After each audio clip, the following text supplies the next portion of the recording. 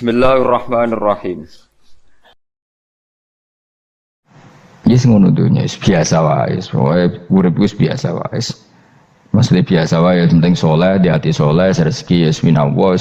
Pokoke taluk mek pangeran, ora usah sok suci, ora usah sok bener dhewe biasa wae. Dunya wis kabeh kersane napa? Pangeran. Ya sudah seperti ini.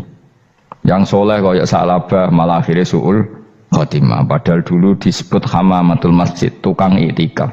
Gak tahu mulai ke masjid, tapi akhirnya suul khotimah. Wahsi sing mata ini kekasih Nabi, rupanya mata ini Hamzah ditakdir husnul khotimah. Makanya itu ya muqallibal qulub tsabbit qalbi ala dini. Kita tidak pernah tahu. Nah, kenapa kalau saya ngaji PD? Mereka aku muji pangeran, saya tidak pernah mikir awakku, tak penting awakku, penting muji pangeran. Ngaji itu artinya kan muji pangeran, muji ilmune pangeran, ya sudah selesai. Itu anakku itu ndonga iku mikir awakmu dhewe. Mulane ndonga mek ngaji ku derajate dhuwur ngaji. Mergo ngaji muji pangeran, nak ndonga mikir awake dhewe. Makanya masyhur itu ada dua kelompok di masjid, yang satu diskusi halal haram, yang satu berdoa. Nah, terus Nabi keluar dari rumah berdiri sempat ragu, saya kemana? Terus akhirnya Nabi ngendikan mereka itu berdoa kalau Allah mengabulkan ya disembadani. Tapi mereka belajar halal haram. Itu perintahnya Allah, saya sebagai Nabi. Terus akhirnya Nabi gabung kelompok yang belajar halal haram. Karena belajar halal haram artinya ingin menghadapkan hukumnya Allah Ta'ala. Tapi nak wong donga kepingine iku kabul kajate. Intine mikir awake dhewe. Makanya saya termasuk ulama yang jarang berdoa. Tapi ya berdoa tapi kadang-kadang. Nah kowe kan gak kontribusi ning agama rapati ya tapi donga. Oh dasar murahan. Ya tapi piye mulang ya ora payu. Jadi kadang-kadang kula dibantah. Lah jenengan mulangi payu Gus. Lah kula ora payu, donga-donga ngono. Ya tapi aku ngerti pangeran ra bakal nyembadani barno ra Gus. Pangeran yo paling sedikit sithik ngono cukup.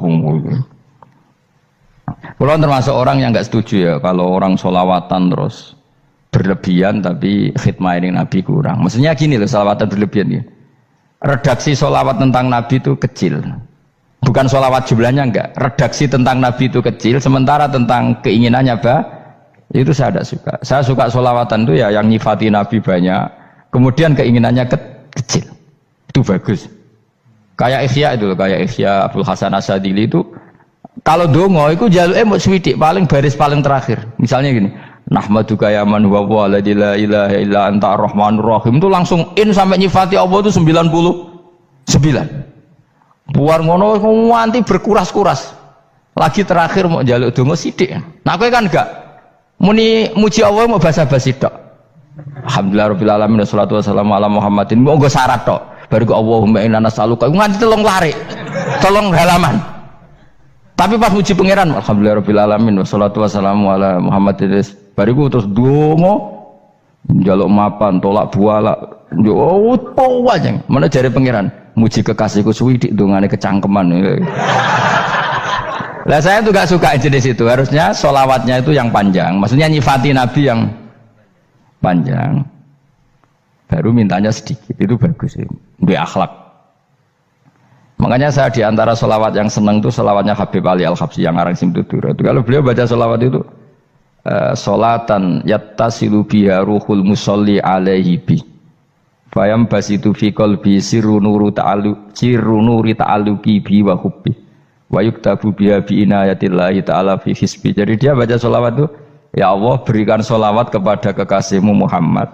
Dengan sholawat ini rohnya saya, musolli itu rohnya saya yang membaca sholawat bisa sambung dengan rohnya Rasulullah. Dan setelah sambung saya terhitung sebagai orang yang mencintai Rasulullah. Dan saya berharap dari cinta itu saya tertulis sebagai umatnya. Nah, aku kan enggak mau sholawat itu mau saya termasuk orang yang enggak saya loh ya. Tapi ya tetap baik dibanding nganggo primbon ya satu sholawatan itu. Tapi boleh punya etika lah dengan Rasulullah itu. Kalau dongo nyifati Nabi yang banyak, ya baru keinginan. Kan banyak tuh sholawat yang seperti yang saya misalnya di kitabnya Sayyid Muhammad ada Allahumma sholli ala sayyidina Muhammad nuri kalam Allah itu. Wah nyifati Nabi itu sampai panjang lebar baru menceritakan hajatnya. Kalau kamu kan enggak nyifati Nabi basa-basi, mau sidik kan. Malah kadang orang, misalnya ala Muhammad, kok ala Muhammad, muni Sayyidina aja disoal. masalah terus baru kudungannya apa? Panjang. Saya termasuk yang enggak setuju karena itu menurut saya kurang etika. Makanya Rasulullah itu kalau berdoa kalau sudah nyifati Allah coba tak beri satu contoh saja doanya Nabi. Alhamdulillah hamda yuwafi ni'amahu wa yukafi'u mazidah ya rabbana lakal hamdu kama yanbaghi li jalali wajhika 'azimi sultanik la nuhsi sana'an 'alaika anta kama asnaita 'ala nafsik. Itu sudah berapa itu nyifati Nabi? Itu belum doanya tuh. Nah kamu kan enggak Allahumma alhamdulillahirabbil alamin Allahumma ya Allah di hajati gremeng tok titik seramu tuh tenan jeneng gak bakat wali nah cara kula iku sisen kula wis sering ngamini dongane wong ngono tapi ning atiku amin maksudnya amin barno mawon Gusti dadi aku amin tapi amin ku barno mawon Gusti wong ora jelas ngono berarti. Jadi aku muni amin tapi amin barno maksudnya ya Allah barno amin maksudnya. Jadi karena tadi setahu saya doanya para nabi, para wali itu memang seperti itu. Ya coba itulah doa tadi aja yang saya sebut itu berapa kalimatnya? Apa? Alhamdulillah hamda yuwafi ni'amahu wa yukafi'u mazidah ya rabbana lakal hamdu kama yanbaghi li jalali wajhika 'azimi sultanik la nuhsi sana'an 'alaika anta kama asnaita 'ala. Enggak terhitung pujian saya kepada engkau sebanyak engkau memuji pada diri engkau sendiri. Allahumma inni a'udzu biridhoka min sakhatika fi mu'afatika min uqubatika wa bika minka. Allahumma sholli bi haqqi jabarutika wa bi khawfika. Kan panjang sekali doanya wali-wali itu, tapi semuanya mensifati Allah. Bahkan banyak yang kemudian lupa enggak doa. Coba haji, doa haji itu coba. Labbaik Allahumma labbaik la syarika lak innal hamda wa ni'mata laka wal mulka la syarika lak wa ni'mat. Itu kan labbaik saya siap melaksanakan perintahmu ya Allah sa'dik. Engkau yang punya pujian, engkau la syarika lak lakal. Itu malah enggak ada, jarang malah ada doanya. Itu kalimatnya talbiyah semua. Allahumma antal azil akram itu sudah seperti itu. Karena tadi al-mu'min yashghaluhu sana 'ala Allah min ayyakuna li nafsihi dzakiran. Mukmin sejati adalah sibuk memuja Allah sampai lupa jatah dirinya sendiri. Nah, kowe kan gak mujine Allah basa-basi, dongane tenanan. Itu jadi makhluk aneh, itu jadi hubungan mbek pangeran itu wong aneh. Ya tapi jen ra bakat wali ngono iku dadine ngono iku.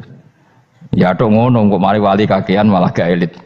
Jadi, tapi saya mohon itu di sholawat itu usahakan jumlah paling enggak jumlah sholawatnya banyak, doanya sedikit. Paling enggak misalnya kamu tidak punya kalimat yang apa baik ya mau sholawat ping 100 itu gak ada salah biar gue iling-ilingan apa kita menyebut kekasihnya Allah lebih banyak ketimbang kita menyebut hajat kita sendiri ya gitulah. Paling enggak punya etika seperti itu ya. Kalau kamu enggak punya segot-segot sing keren, bacalah sholawat berapa 100 terus cerita awam Gusti utang kula kathah. Mungkin ra jawab wis roh ngono saya.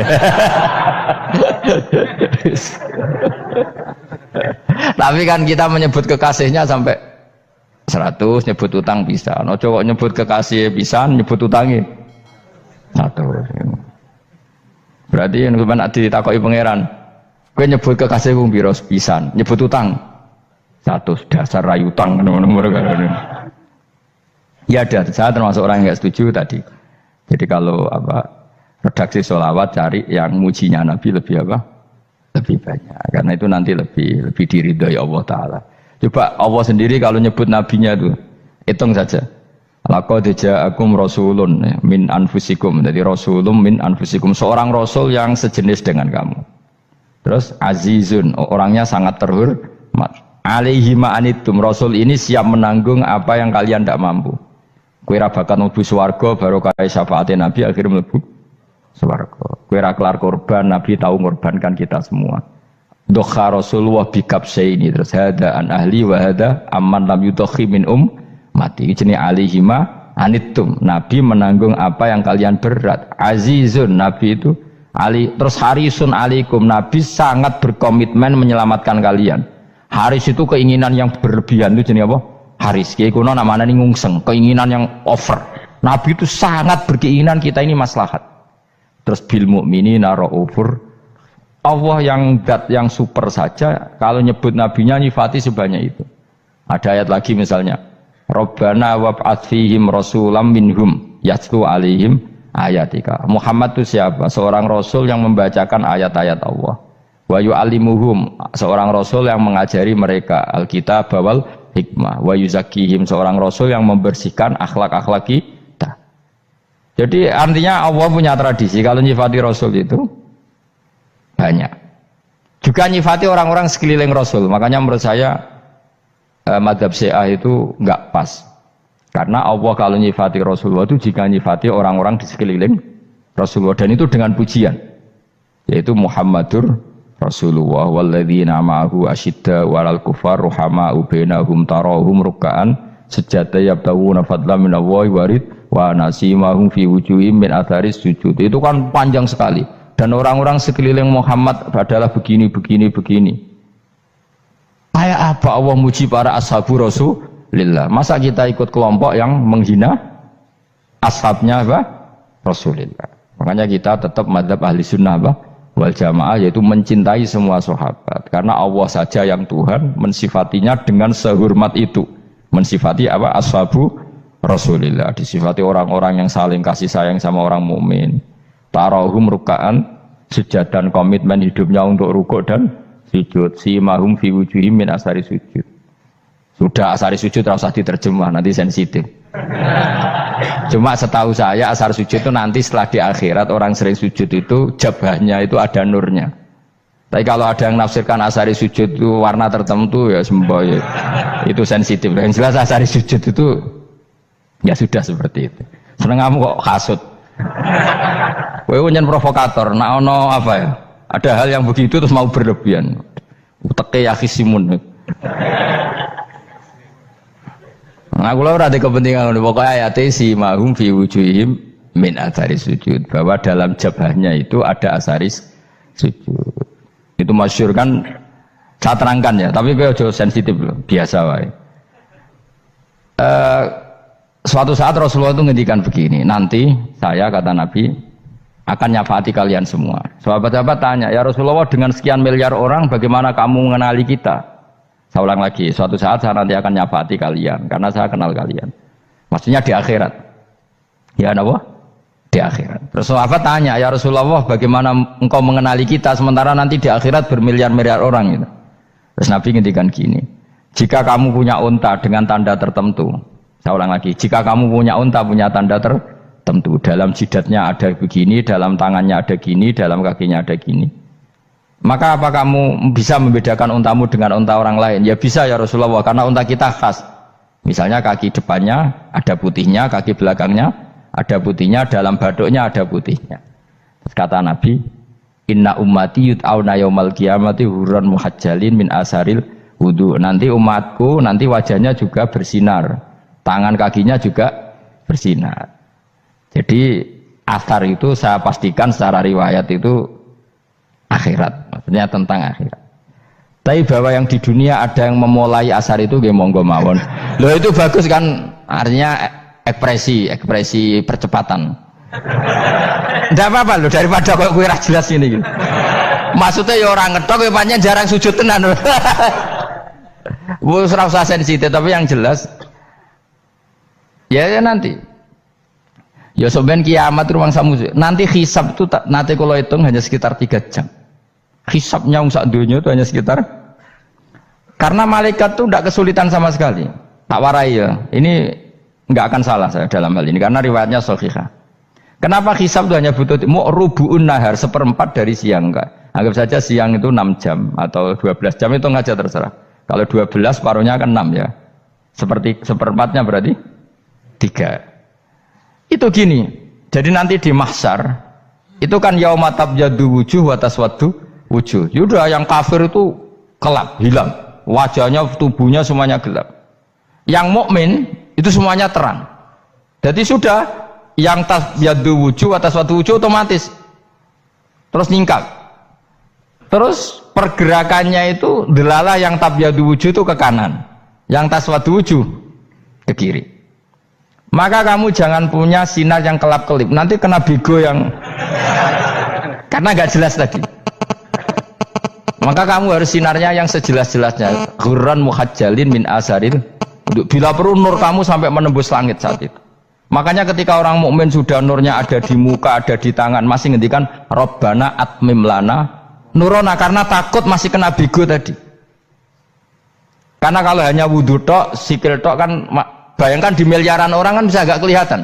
Tapi kalau nurnya sampai nembus langit kan, itu siapa kok nurnya sampai, kan malaikat langsung tahu. Lani apal Quran, alim kan insya Allah nurnya itu. Sama zaman itu masih berdoa, Rabbana atmim lana, sempurnakan nur kami. Karena nanti identifikasi malaikat berdasar tadi, kalau ada nur berarti diletakkan ashabal yamin, kalau nggak ada nur, ashabal shimal. Nah malaikat yang dibawa bigo itu kira-kira detail nggak? Dugaan saya kalau kelap-kelip pasti kena simal. Wah ini partai kiri mesti kan. Pemenang yang wudune mau dulet sirah tok sidik. Karena anak madzhab Syafi'i. Sebetulnya meskipun itu sebaiknya kalau basuh sirah itu kabeh ben ora kelip mana aneh pepesan terus dulat-dulet tok. Iku soben ya itu. Kelap-kelip. Ya sudah ya. Setelah itu kata ngendikane pangeran yu'raful mujrimuna bisimahum fayukhadu bin nawasi wal aqdam. Orang-orang pendosa kelihatan maka diletakkan di kiri. Nah sama yang orang-orang baik simahum fi wujuhim min asari sujud. Jadi ayat itu jelas tentang akhirat. Tapi kira usah terus provokasi. Seneng kamu kok ya khisimun. Maksudnya provokator gitu. Jadi nanti yang mukmin jelas nurnya. Lah nur ini nanti dengan kadar iman kamu, perilaku kamu. Ada yang kelap-kelip, ada yang. Nah yang kelap-kelip ini yang kena bigo itu tadi. Nanti setelah kena bigo ikut ashabis simal, yang kelap-kelip disortir lagi malaikat yang bagian detail kan ada nanti. Nah ini terus ditubir neraka. Yang kafir benar-benar neraka, yang ini ditubir neraka. Nah itu nanti ini yang ngel-ngelo Kanjeng Nabi digoleki ya ini itu. Mana sakit Kanjeng Nabi, mana ono kiai soleh darani, nah iso soleh dewe sakit Nabi mereka terus goleki endi umatku sing kelip-kelip terus dicari disafaati. Ya, imma langsung dituruti Allah, wa imma diumbasik ning neraka. Ya terserah rencanamu piye kon aku. Tapi yang jelas apa? Kiamat itu cepat sekali karena tadi ada identifikasi tadi. Makanya hanya cukup 3 jam karena tadi yang jelek kelihatan jelek, yang baik kelihatan baik. Makanya cepat. Ya araful mujrimuna bisimahum, orang pendosa dikenali lewat alamatnya yaitu taswaddu apa? Wujuh. Kalau orang baik dikenali lewat tabyadu wujuh. Nah terus setelah nyingkir, ini ngono tak warai kiamat. Setelah nyingkir itu faduri babenahum bisuril lahu bab. Setelah tersingkir tadi terus lalu ada pintu penghalang, pintu pemisah. Nah pintu pemisah tadi yang sisi kanan langsung jadi surga, yang sisi kiri jadi neraka. Itu disebut faduri babenahum bisuril lahu bab batinu fi rahmatu wa dhahiruhu min qibalihil adzab. Yang pintu arah kanan otomatis wilayah surga, yang pintu kiri otomatis wilayah neraka.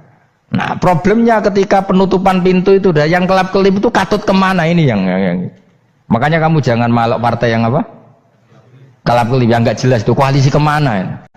Kalau partai besar kan iso nyalon presiden, partai kecil ini kan ikut mana ini kan? Sing sak ngisore 1%, 2% ini kan repot. Loh coba misalnya nur kamu 2%, berarti gelap kamu kan 98%. Kira-kira malaikat mengkategorikan kemana coba? Ayo jawab. Gelap. Loh kok ada semangat Pak? Padahal itu bagian dari kamu. Kalau satu tubuh itu sinarnya hanya 2%, kira-kira kategorinya itu partai gelap, partai terang. Waduh semangat kok ada ini. Berarti kegaruk kemana? Kiri. Tapi bisa saja malaikat cara berpikir gini. Tapi kok ada cahayanya ya? Padahal kata Allah, yang bercahaya ashabul yamin. Kan nggak ada bilang cahaya terang. Bisa saja malaikat, alhamdulillah berpikir begitu. Ya nanti kita rayu saja supaya berpikir ini kan. Yang penting ada cahaya. Kan Allah tidak bilang terang apa kelap-kelip. Ya mungkin saja asal ada cahaya dikategorikan lahu nur, punya apa? Nur. Tapi yang jelas saat itu pun yang sudah punya cahaya masih berdoa Rabbana atsmim lana nurona. Ya Allah saya mohon sekali nur-nur kami sempurnakan. Jadi ini saya bantu teman-teman yang hafid supaya tahu maknanya ya. Dan yang nggak hafid ya dengar ya. Kalau nur itu penting. Makanya Nabi itu kayak apa? Nabi itu orang super. Itu kalau ngendikan wa mat'al min fauqi nuran wa min tahti nuran wa an yamini nuran wa an simali nuran, sampai terakhir Nabi masih mendoa untuk dirinya waj'al li nuran, dan semua tubuh saya jadi nur. Jadi Nabi sudah gitu. Ya Allah, jadikan sisi depanku nur, belakang kami nur, kanan nur, kiri nur, terakhir itu apa? Waj'alni nuran, dan doa semoga semua tubuh saya jadi nur. Itu termasuk doa yang sering saya baca. Karena saya takut kelap-kelip tadi, ini bahaya ini kalau malaikat. Saya tidak tahu cara berpikir malaikat tadi. Apa ngitung 98% maka dikategorikan apa? Gelap. Apa dihitung nurnya saja? Wong instruksinya Allah kan yang ada nur ashabul yamin. Meskipun kelap-kelip kan punya nur. Saya tidak tahu nanti ikut 2% ikut mana kalau di partai koalisi itu. Ya, ikut yang menang biasanya, ikut yang apa? Ya paham ya, makanya saya mohon kalau wudhu itu usahakan sempurna, terutama wudhu sholat. Kalau nggak wudhu sholat itu sebaiknya nggak sempurna, supaya ada bedanya wudhu sholat sama wudhu tidak sholat. Rasulullah itu masyhur gitu ya, Rasulullah itu kadang tawaddu'a wudhu'an khafifan, wudhu yang sederhana, yaitu hanya sekali-sekali dan tidak sempurna. Ketika ditanya as-sholat ya Rasulullah, tidak. Misalnya saya habis makan, mau tidur, biasanya ya wudhu, tapi tentu tidak perlu sesempurna kayak wudhu sholat, biar ada bedanya. Rasulullah juga gitu, beberapa kali beliau wudhu, tapi tidak sesempurna wudhunya untuk sholat. Masyhur itu di riwayat tawaddu'a wudhu'an khafifan duna wudhu'ihi lis sholat. Tapi kalau wudhu untuk sholat asbaghal wudhu, menyempurnakan wudhu. Jadi supaya ada bedanya wudhu sholat dan wudhu tidak sholat. Saya gak wong sore iso ngaji podo kabeh. Abu Bakar ya gitu. Ana wong poso sunat kok nyediakno buka dimarahin. Istrinya pernah nyediakan buka beliau untuk puasa sunat. Itu embernya dipecahi Abu Bakar. Ditanya, kenapa gitu? Apakah kamu akan menyaingi Ramadan? Jadi gak boleh memperlakukan puasa sunat kayak Ramadan. Dia biasa saja kalau puasa sunat kok wah buka kolak opo. Ramadannya ya iri tuh, ini gimana kok saya disaingi ini. Jadi kabeh itu ada proporsinya, ada apa? Makanya megang Quran ya wudu, megang wudu. Nah, kabeh gitaran terus wudu, pengiran tersinggung. Piye kok menjegal gitar wudu? Jadi gak boleh kebaikan disaingi itu juga gak boleh. Bapak gue sergap wudu sampai nyekel gitar. Yo, Quran tersinggung, wah semen ibu gak sembunyi kan. Malaikat panitia kan ya tersinggung. Kabeh itu kan ada proporsinya, apa? Ada proporsinya. Itu hebatnya Rasulullah. Jadi kalau beliau wudu, bahkan wudu itu wudu li sholat sama tidak sholat itu. Misalnya sholat sunat itu kamu mampu ngadeg boleh nggak duduk? Boleh. Kalau sholat fardu nggak boleh, biar ada bedanya. Fardu itu spesial, nggak boleh, harus berdiri. Kalau sunat pun harus berdiri. Fardu tersinggung, iya sunat kok nyaingi aku kan gitu kayak. Ya makanya sholat fardu wajib berdiri ya. Sholat sunat boleh duduk meskipun mampu loh ya. Nggak boleh sama. Sholat sunat pun harus berdiri. Berarti ada sunat menyaingi fardu. Ya jelas ya, jadi aturan main itu harus jelas, nggak boleh. Makanya Abu Bakar itu nggak mau kalau ada orang puasa sunat kemudian apa? Abdullah bin Mas'ud lebih parah, dia itu tukang nyuwepeng orang yang selalu sholat duha. Makanya saya itu duha itu jarang, karena takut kena sweepingnya siapa? Abdullah bin Mas'ud. Itu ada orang khusyuk tiap hari duha, diswepeng sama dia. Apakah kamu menjadikan sholat ini jadi fardu? Kok mbok lakoni bedino? Awas nampak lakoni bedino. Daerah akhir duha dilakoni bedino. Perkara ini butuh duit. Itu kalau zaman Abdul Mahmud kena sweeping apa? Karena berarti menandingi fardu. Yes, kira usah anut ilmu ku bahaya itu di sensitif. Cuma ini kan ilmu tetap tak utarakan. Biar kamu tahu, nggak boleh fardu disaingi itu nggak. Coba kan banyak ketentuannya tadi. Contoh paling gampang itu apa? Kalau sholat fardu boleh, nggak boleh apa? Duduk. Sholat sunat boleh duduk. Sholat sunat boleh di kendaraan sesuai jalannya kendaraan. Nama tawajjahat bi rohilatu. Kalau sholat fardu, kalau kamu naik unta harus turun untuk memastikan di kiblat. Jadi banyak sholat sunat kamu dalam keadaan najis sudah tidak boleh dilakukan. Kalau sholat fardu, karena saking pentingnya fardu, meskipun dalam keadaan najis ya menemukan alat sesuci harus tetap sholat. Jenenge sholat dihormatil waktu karena enggak boleh fardu ditinggalkan. Meskipun nanti harus iadah. Karena enggak boleh mengalahkan fardu meskipun itu oleh najis. Jadi misalnya kamu pergi hanya bawa satu celana, kemudian di terminal atau apa kena najis, kena uyah sampean misalnya, kamu harus tetap wudu dan sholat. Karena enggak boleh fardu ditinggalkan. Meskipun nanti harus iadah karena sholat kamu tidak sempurna. Dalam keadaan celana kamu najis boleh enggak sholat sunat? Oh enggak boleh. Karena kalau fardu itu darurat memang sesuatu yang harus maka dilakukan. Tapi kalau kamu dalam keadaan enggak suci enggak boleh melakukan sholat apa? Sunat. Karena fardu itu spesial apa? Spesial. Bun kalau terus nanya. Wamtazul yauma ayyuhal mujrimun. Ya, jadi orang mujrimun harus terpisah dari orang apa? Mukmin. Dan yang keharusan itu ketika di surga. Tapi kalau di dunia ya boleh muamalah boleh. Ya muamalah yang halal maksudnya. Infaridu tegese misau sira kabeh ana mukminin sing pira-pira mukmin intakhtilatihim. Nalikane campure kufar utawa al mujrimin bi iklan al mukminin. Utawa rujuke balik boten napa. Maksudnya rujuke diwalik ge sami intakhtilatihim mukminin bi iklan kufar utawa kufar ning mukminin. Alam ahad ilaikum ya bani Adam. Alam ahad ana ta ora merentano ingsun ilaikum maring sira kabeh. Amurkum tegese ana ta ora merentano ingsun kum ing sira kabeh ya bani Adam ya bani Adam. Ala lisani rusuli ing atase lisane para utusan-utusan ingsun. Bukankah saya telah merintahkan kamu wahai bani Adam Allah ta'budu setan. Yen ta ora menghamba sira kabeh asetan ing setan.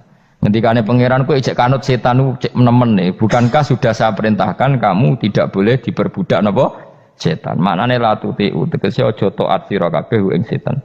Inna sak temene setan laku maring sira kabeh aduun musuh mubinun kang jelas. Bayinul adawati banget musuhane. Lah setan musuhmu kok malah mbok nut bocah kok sarap ngono. Karwan musuh kok di nut. Anut ya pangeran mergo Allah wali fid dunya wal akhirah. Wa ani buduni lan yen to nyembah sira kabeh ni ingsun. Wa anstune kelakuan budu nyembah sira kabeh ni ingsun wahidu tegese nglakoni tauhid sira kabeh. To mengesakno sira kabeh ni ingsun. Wa ati ulan taat sira kabeh ni ingsun. Harusnya kita hanya ibadah ning Allah Subhanahu wa ta'ala karena dia yang menciptakan kita, tempat kita kembali. Setan itu tidak siapa-siapa, makhluk yang hina, yang lemah. Kok malah taat ya ning gone zat sing super, sing gawe kita, sing memberi rezeki kita dan zat yang kita kembali. Hadza utawi iki maksudane taat ning Allah taala. Hadza ay al madkur min taatillah iku siratun kudalan tariqun tek sedalan mustaqimun kang